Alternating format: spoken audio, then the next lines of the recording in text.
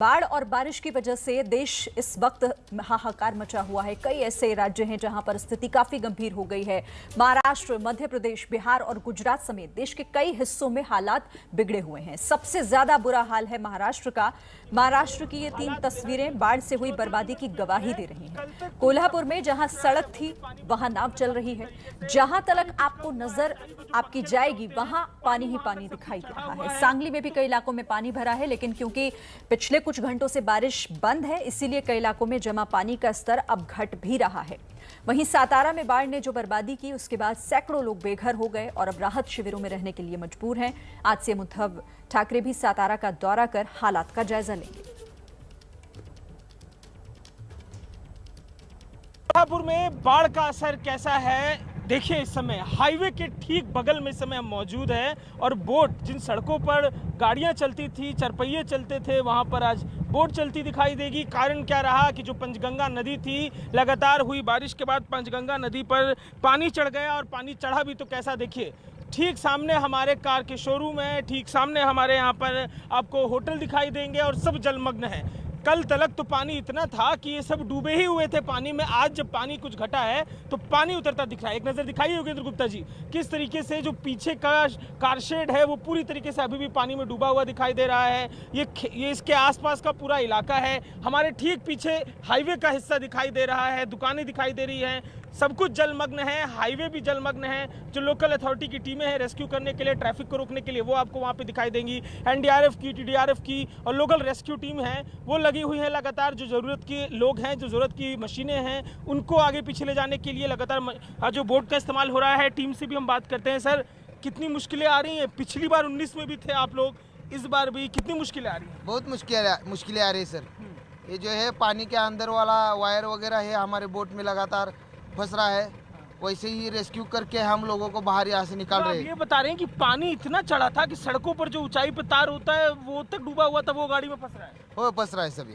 अच्छा मैडम, जो लोग रेस्क्यू करके आप लेके आ रही हैं, कितने डरे हुए थे? क्योंकि पानी जिस तरह से यकायक चढ़ा है, पिछली बार में तो टाइम भी मिला, इस बार टाइम भी नहीं मिला। इस बार 4-5 घंटे में पानी चढ़ गया। एक ही दिन में इतना पानी चढ़ गया कि लोग बहुत डरे हुए थे। लास्ट ईयर इतने जल्दी नहीं चढ़ा था, एक दिन से ज़्यादा वक्त लगा था, लेकिन इस बार तो 4-5 घंटे में ही पानी उतना ऊपर चढ़ गया। 6-7 फीट 1-4 घंटे में ही चढ़ गया, तो बहुत डरे हुए थे लोग। बच्चे भी थे, प्रेग्नेंट लेडीज़ थी, उनको भी सीधी तरह से निकाला गया है उधर से। ये हाईवे, ये आप देख रहे हैं, जो ये पूरे बेंगलुरु हाईवे है, हाईवे बंद कराया गया है और लगातार जो है गाड़ियों का काफिला आपको इंतजार करता हुआ दिखाई देगा कि सड़क खुले तो निकलने दिया जाए। और जिस तरीके से पानी चढ़ा हुआ था वो बड़ा भयावह था। कार अभी भी जो है यहाँ पर पानी में डूबी हुई है। कल तक तो ये सब कुछ जो दिख रहा है वो भी पानी में जलमग्न था पूरी तरीके से। पानी कुछ कम हुआ है, जलमग्न कार दिखाई दे रही है आपको। हॉल है, मैरिज हॉल दिख रहे हैं, वो भी अंदर पूरी तरीके से पानी में डूबे हुए हैं। बिजली के खंभे को देखिए, जो रेस्क्यू की टीम के लोग हैं वो बता रहे हैं कि इतना पानी था कि ये जो तार ऊपर आप देख रहे हैं, ये तार फंस रहा था जो बोट है उसके पहिए, उसके उसमें यान में। और ये सारी दिक्कतों के बीच में लगातार कोशिश ये है कि जो लोग हैं उनको रेस्क्यू कर सके। योगेंद्र गुप्ता दिखाइए, कोल्हापुर शहर दिखता हुआ और पूरा जलमग्न जो इसका बाहरी आंचल है वो हमको दिखाई दे रहा है। जो आसपास कारशेड बने हुए हैं वो सब कुछ डूबा हुआ है। 2019 की बाढ़ और फिर 2 ही साल गुजरा, फिर एक बार बाढ़ ने दस्तक दी। कितनी चुनौतीपूर्ण जिंदगी कोल्हापुर के लोगों के लिए। और इन सब चुनौतियों के बीच में सकारात्मक चीज, पानी कम हो रहा है और रेस्क्यू का जो प्रोसेस है वो लगातार अभी भी जारी है। कैमरापर्सन योगेंद्र गुप्ता के संग अजय दुबे, एबीपी न्यूज, कोल्हापुर। तो कोल्हापुर का सूरत हाल आपने देखा, अब आपको सांगली की तस्वीरें दिखाते हैं। महाराष्ट्र के जो जिले बाढ़ से सबसे ज्यादा प्रभावित हुए हैं उनमें से एक सांगली भी है। वही सांगली जो समंदर में तब्दील हो गया है। हालांकि अब बारिश बंद है, पानी का स्तर अब धीरे धीरे कम हो रहा है, लेकिन बाढ़ के बाद बर्बादी के निशान पीछे छूट गए हैं। सांगली से हमारे संवाददाता मनोज वर्मा की रिपोर्ट देखिए। महाराष्ट्र के कई जिलों में बाढ़ और बारिश ने तबाही मचाई है। इस वक्त हम सांगली के वालवा में मौजूद हैं। पानी यहां से जरूर निकल चुका है, लेकिन हालात अभी भी यहां पर खराब हैं। तस्वीरें खुद बता रही हैं कि कितने ज्यादा हालात खराब है। यहां पर कीचड़ हो चुका है बहुत ज्यादा। यहां पर यहाँ के लोग हमारे साथ मौजूद हैं, उनसे बात करते हैं। क्या नाम है आपका? मेरा नाम रजत है सर। रजत, ये बताइए कि कितनी दिक्कत आई आपको? पानी भले ही अब उतर चुका है, कितना पानी था कल और कितनी परेशानी आपको हो रही थी? देखिए, 2 बात है। पानी चढ़ने के बाद जो दिक्कतें आती है, फिर पानी उतरने के बाद जो दिक्कत आती है, उसका सामना जो है यहाँ के लोग सारे मुसीबत के द्वारा करते, ताकि पानी चढ़ने के बाद हमें पहले तो घर छोड़ना पड़ता है, फिर पानी नीचे जाने के बाद ये आप लोग देख रहे हो जो कीचड़ है उनको साफ करने में लग जाती है। इसलिए मतलब ये बाढ़ के कारण से 10-15 दिन हमारे ऐसे ही निकल जाते हैं। कितना पानी था कल यहाँ पर? हाँ, हमारा ये जो घर दिख रहा है यहाँ पे 10-15 फीट मेरे घर में पानी था।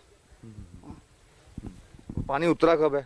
हाँ, पानी कल रात से थोड़ा उतरने लगा है। अभी भी हम यह नहीं कर सकते कि पूरा उतर जाए पानी। और आगे जो गांव में लोग थे उनको कैसे रेस्क्यू कराया गया, क्योंकि यही गांव नहीं है, आगे भी जो गांव है वहां पर भी काफी लोग फंसे हुए थे। हाँ, आगे का जो गांव है वह शिरगांव है, मतलब वहाँ की जो जनसंख्या है वो छोटी है, लेकिन उनके यहाँ ज्यादा पानी फैलने के कारण उनको जल्दी पहले निकालते हैं बाहर। का नाम जानना चाहूंगा और कितनी परेशानियां आपको आ रही हैं इस बाढ़ की वजह से? मेरा नाम राहुल है। जो बाढ़ की जो हमें तकलीफ हो रही है, पहले तो तकलीफ हो रही है कि हमें खाने की व्यवस्था हो रही थी, दूसरी व्यवस्था जो है वो पानी 2005 को भी आया था, 2019 को भी आया था, लेकिन 2005 को जो लेवल थी उस लेवल के ऊपर 1.5 या 2 फुट की लेवल इस साल बढ़ गई। तो जो हमने अंदाज किया था कि यहाँ तक पानी आएगा, लेकिन नहीं, जो मैनेजमेंट था वो मैनेजमेंट में जो बारिश उधर हो गई जो कोयना डैम पे, वो बारिश की वजह से इतना बढ़ गया। अभी पानी नीचे जा रहा है, लेकिन जो हमें तकलीफ हो रही है वो पहले जानवरों की हो रही है, दूसरी खाने की सभी की जो हो रही है, और घर से जो निकले हैं सभी हमारे घर के जो परिवार के निकले हैं वो दूसरों के घर में रुके, और वही उसमें ही कोरोना की एक परिस्थिति हमें गंभीर दिख रही थी, लेकिन उसने में एडजस्ट करके हमारे लोग उधर बाहर निकल गए। और अभी आने की वस्तुस्थिति अभी नहीं है, देखेंगे क्या होता है। तो उस यही हमें संभावना है कि कोई यहाँ पे कोरोना नहीं होना चाहिए, कोई डेंगू या कोई चिकनगुनिया ऐसे कोई रोग आना नहीं चाहिए।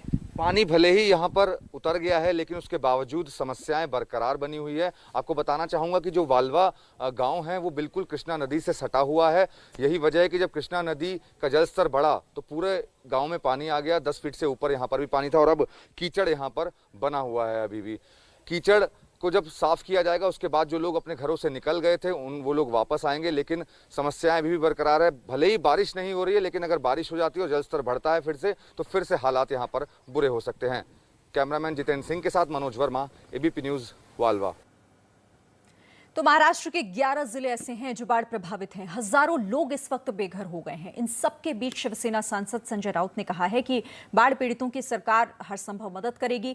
राउत ने कहा कि मुंबई में काफी धनी लोग हैं जिन्हें महाराष्ट्र ने बहुत कुछ दिया है। सबको मिलकर बाढ़ में तबाह हुए गांव को फिर से पटरी पर लाना है।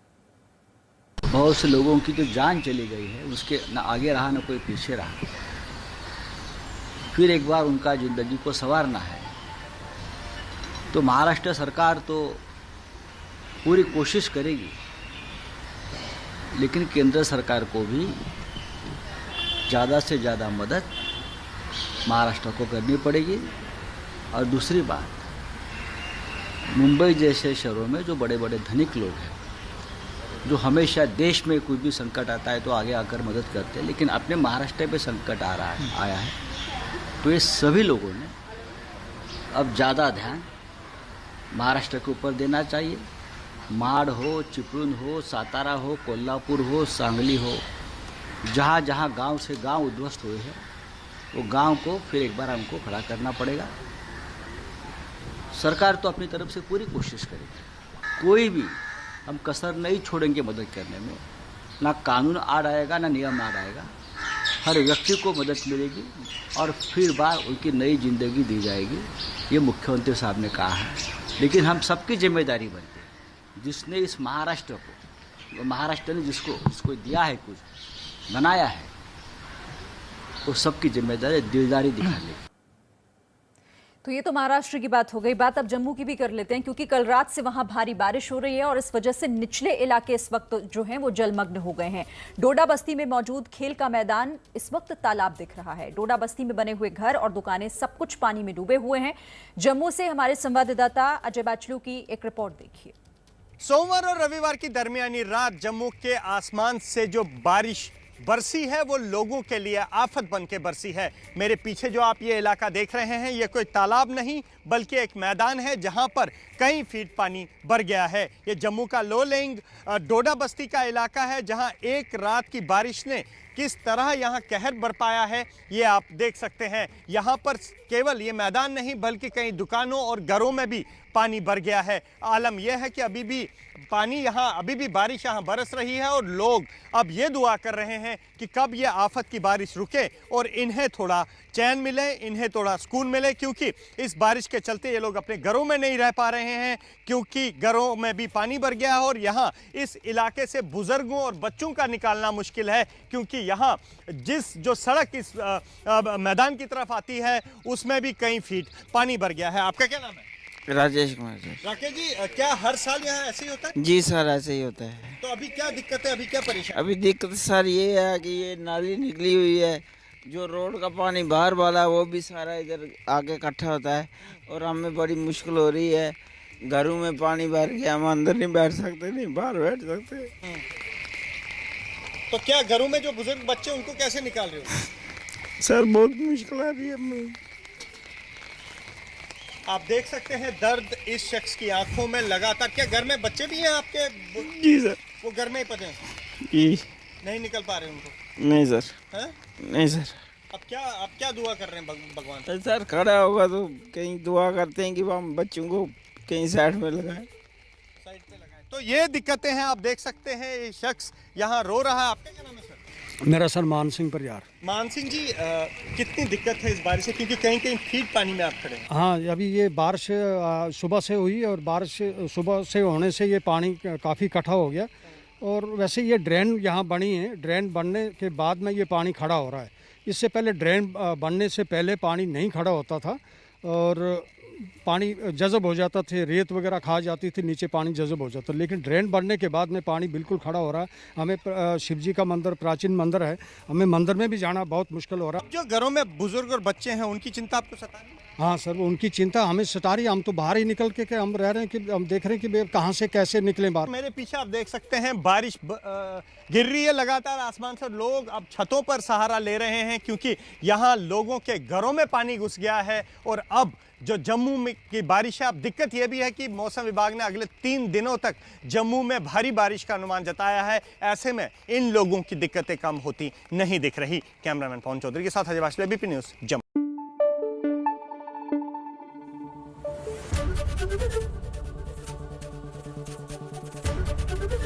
एबीपी न्यूज़ आपको रखे आगे।